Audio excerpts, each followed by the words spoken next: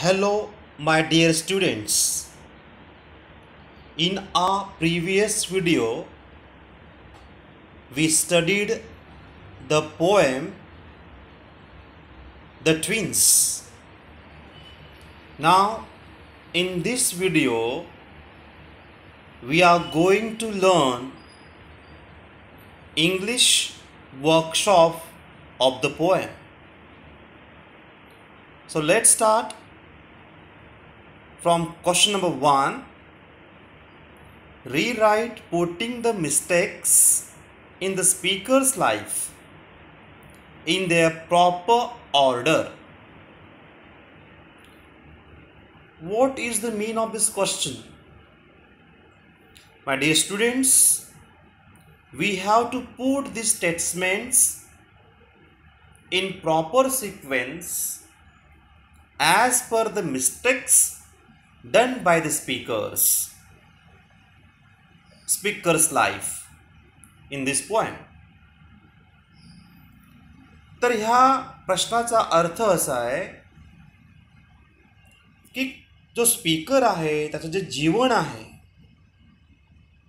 त्या केलेल्या मिस्टेक्स ज्या आहेत त्या क्रमात लावायच्या आहेत.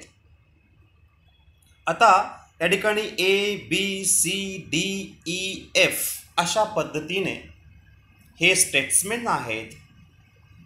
स्पीकर्स लाईफमधल्या या मिस्टेक्स आहेत, परंतु यांच्यामध्ये क्रम नाही आहे.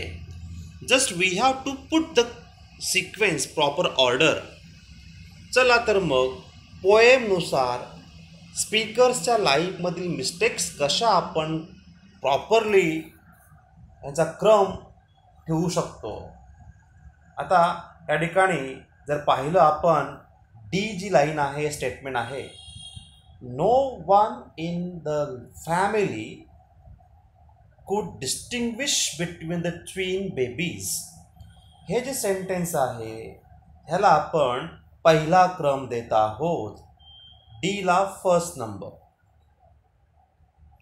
सेकंड नंबर द्यायचा म्हटला तर ई पहा. At the naming ceremony wrong names were given to the two twin brothers. हा जो ई आहे याला आपण नंबर 2 देत आहोत. आणि जर आपण पाहिलं, just weight,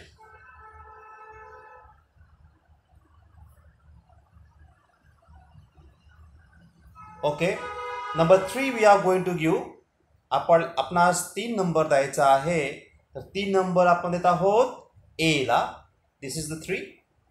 he got beaten up of fun at school. Now C the 4 number. जो सी आहे त्याला आपण 4 नंबर देत आहोत. The speaker desperately asked for guidance. Now we are going to give 5th number to B. इथे आपण B ला देत आहोत 5 number. The speaker's bride became his brother's wife. आता लास्ट वन शिल्लक आहे आणि तो म्हणजे एफ. हा एफ जो आहे त्याला आपण नंबर देत आहोत 6. तर अशा पद्धतीने ह्यांचा क्रम आपण दिलेला आहे. तर 6 सेंटेन्स आहे. Even in death the twins were not spared during burial. In this way, we just put all these statements in their proper order as per the mistakes in the speaker's life. Hope so you're getting it. See number 2, question number 2. Pick out 4 situations in the lives of the twins which are too absurd and senseless to believe. विद्यार्थी मित्रांनो, याचा अर्थ असा आहे, ह्या पोएममधून 4 situations आपणास लिहायचे आहेत. In the lives of the twins. जे ट्विन्स आहेत त्यांच्या जीवनामधील 4 सिच्युएशन्स असे कोणते, which are too absurd and senseless to believe, अतिशय मूर्खपणाचे, की असे की ज्यावरती आपण कधीच विश्वास ठेवू शकत नाहीत, अशा पद्धतीचे 4 सिच्युएशन्स त्या ट्विन्सबद्दलच्या पोयममधून इथे आपणास लिहायचे आहे. विद्यार्थी मित्रांनो, सी द फर्स्ट वन. मी सांगत आहे, just listen. The people begin mistaking one for the other. It's the first one. पहा, मी लिहितोय, द पीपल began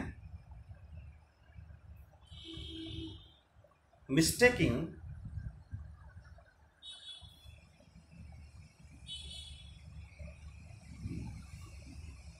one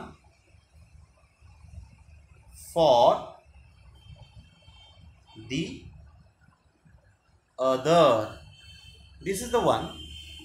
अशा प्रकारे या ठिकाणी ॲब्सर्ड आणि सेन्सलेस की ज्यावरती आपण बिलीव्ह करू शकत नाही, फर्स्ट वन. सेकंड पहा, सेकंड नंबर आपण या ठिकाणी देत आहोत ते म्हणजे the speaker's brother. See second, the speaker's brother got the name John, intended for the speaker. Intended for the speaker. Actually, John हे नाव स्पीकरसाठी इंटेंड केलेलं होतं, पण बाय मिस्टेक ते त्याच्या भाऊला ख्रिश्चन केलं जातं, नाव दिलं जातं. This is the second. आता आपण ही आहे absurd thing, very what we say senseless to believe. Third जर आपण पाहिलं सिच्युएशन ह्या पोएममध्ये, तर ती आहे the speaker's intended bride became his brother's wife. पहा पुन्हा, द स्पीकर्स इंटेंडेड ब्राईड, या स्पीकरची होणारी ब्राईड, पत्नी, ज्या मुलीशी लग्न ठरलेलं होतं, बिकेम हिज ब्रदर्स वाईफ, ती आपल्या भावाची पत्नी होते. Very absurd, not to believe. आणि फोर्थ वन सांगायचं म्हटलं तर, when the speaker died the neighbours came and buried his brother John. It's so funny, so absurd, never to believe.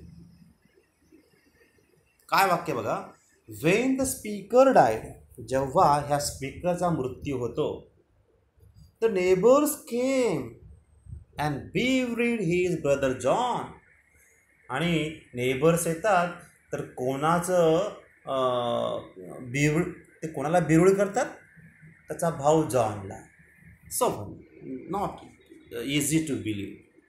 तर अशा पद्धतीने these are the 4 situations of the twins which are too absurd and senseless to believe. Next question number 3. Complete the wave diagram. हा diagram पूर्ण करायचा आहे. Poet uses humor too. या पोएमध्ये कवीने humour वापरले आहेत, जसे क्रिएट लाफ्टर, रिड्यूस बोर्डम. आणखीन सांगायचं म्हटलं तर या पोएमध्ये to create good mood, to create good mood. आणखीन काय म्हणणार, reduce boredom. Next one, make readers to happy. Next one, to have a sense of humour. In this way here the poet uses humor. आता पुढचा प्रश्न पाहूया. B. Write any 2 lines from the poem that you found most humorous. ह्या पोएममधील actually संपूर्ण स्टँजामध्ये सर्व ह्या पोएममध्ये ह्युमरचा खूप उपयोग केलेला आहे. तर कवींचं या ठिकाणी असा प्रश्न आहे की तुम्हाला अशा कोणत्या 2 लाईन्स की ज्या जास्त मोस्ट ह्युमरस वाटल्यात ते शोधा आणि लिहा. मला जर म्हणायचं झालं तर मी सांगेन फॉर समहाऊ. पहा, for somehow my intended bride became my brother's wife. हे एक मी सांगेन मोस्ट ह्युमरस. कवीची स्पीकरची होणारी पत्नीचं लग्न त्याच्या भावासोबत लागतं. It's a very most humorous thing. Second मी असं सांगेन when I died the neighbours came and buried brother John. जेव्हा माझा म्हणजे कवीचा स्पीकरचा मृत्यू होतो तेव्हा नेबर्स येतात आणि माझ्याऐवजी कवीच्या ऐवजी जॉनला ते बिव्हरीड करतात. It's two the lines which are most humorous lines. Dear students, here we finish this page number 59. Hope so you too got this question. Now see the next question, next page. That is number 60. See this. See the question here, number 4. Pick out lines that contain. See here, alliteration, pun, hyperbole. What these are? These are figures of speech.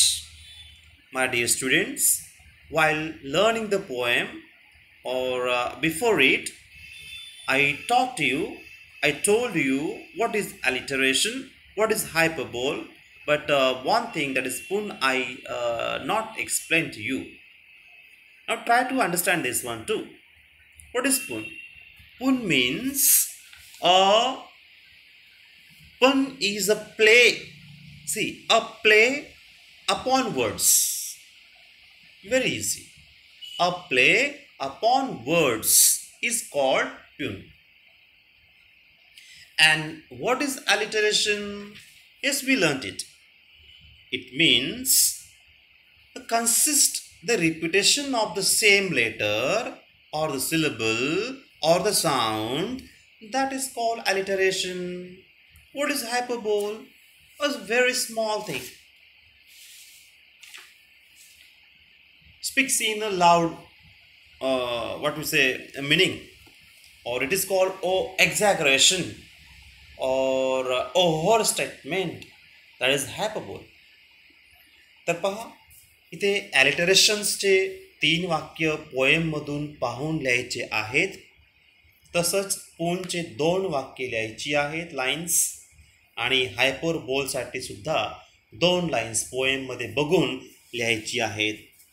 Just listen my dear students to me. Alliteration in form and feature. ऐका व्यवस्थित. In form and feature, face and limb. पहा, या ठिकाणी आपण जर पाहिलं ऐकलं तर फॉर्म, फीचर, फॉर्मचा एफ, फीचरचा एफ, फेसचा एफ, अशा पद्धतीने एकाच वाक्यामध्ये एफ हा 3 वेळेस रिपीट झालेलं अक्षर आहे आणि म्हणून या ठिकाणी आहे ॲलिटरेशन.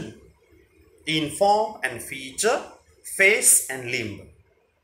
सेकंड जर म्हटलं तर पहा, as we were being watched by nurse. या सेंटेन्समध्ये आपण जर पाहिलं तर कुठलं बरं अक्षर रिपीट आलेलं आहे? As we were. बघा, वीचा डब्ल्यू, वेअरचा डब्ल्यू आणि वॉच्डचा W. As we were being watched by nurse. In this sentence, the letter W is repeated 3 times. So, there is alliteration. तिसरं आपण जर पाहिलं तर, our close resemblance turned the tide. पुन्हा एका, our close resemblance turned the tide. या स्टेटमेंटमध्ये, या सेंटेन्समध्ये आपण जर पाहिलं तर टी हे अक्षर पुन्हा पुन्हा 3 वेळेस आलेलं आहे. Turned T, the tea, tide, tea. So in these three sentences, the figure of speech is alliteration. And what is pun? Pun means what? Just I said to you, a play upon words. Play upon words means pun. शब्दांचा खेळ करणं आपण ज्याला म्हणतो. तर विद्यार्थी मित्रांनो, इथे जर आपण दोन लाईन्स पाहिल्या तर मी असं सांगेन, this fatal likeness even dogged my footsteps when at school. ह्या वळीमध्ये फिगर ऑफ स्पीच आहे प्यून. सेकंड जर सांगायचं म्हटलं तर, for somehow my intended bride became my brother's wife. अशा पद्धतीने या दोन लाईन्समध्ये आहे पुन हा figure of speech. Let's see the next one, that is hyperbole. हायपरबोलसाठी आपण कोणत्या लाईन्स बरं सजेस्ट करणार? While teaching I suggested you, I told you. Especially there are 4 stanzas in the poem, and the last two lines of each stanza has hyperbole. For example, for one of us was born a twin, yet not a soul knew which. हे एक sentence आपण म्हणणार.